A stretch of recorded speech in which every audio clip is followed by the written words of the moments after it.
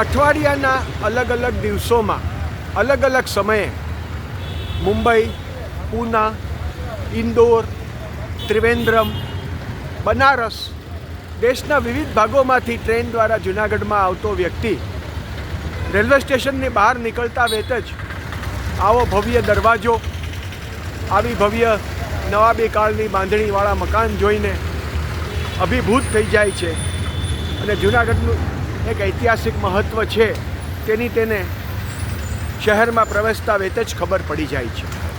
જૂનાગઢ સ્ટેશનની બરોબર સામે આવેલી આ ભવ્ય ઇમારત કે જેને સરદાર પટેલ દરવાજાનું નામ આપ્યું છે તે જોઈને ભારતના કોઈ પણ ખૂણામાંથી આવતો પ્રવાસી ખૂબ જ પ્રભાવિત થઈ જાય છે.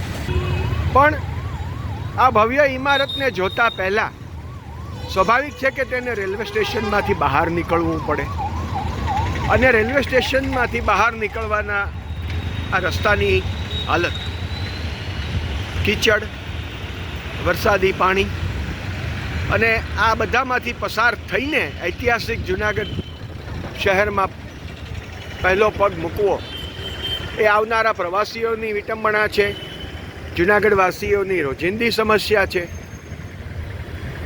વરસાદ અટકી ગયા પછી, થોડો ઉઘાડ નીકળ્યા પછી પણ આ કીચડ કે આ ભરાયેલું પાણી કે જેમાં લાંબે ગાળે મચ્છરો ઉત્પન્ન થશે અને રોગચાળાને પણ આમંત્રણ આપશે. આ કોઈ પણ બાબતને ગંભીરતાથી લેવી એ જાણે કે સત્તાધીશોની પ્રાથમિકતામાં નથી આવતું. આપ જોઈ રહ્યા છો જૂનાગઢ રેલવે સ્ટેશનમાં દાખલ થવાનો જે રસ્તો છે કેટલી હદે ગારા કીચડથી બિસ્માર હાલતમાં છે અને જૂનાગઢના શહેરીઓનો આ કાયમી સિરદર્દનો આ વધુ એક નમૂનો છે. Junagadh railway station prime debut માટે ભૂષણ ઝાલા.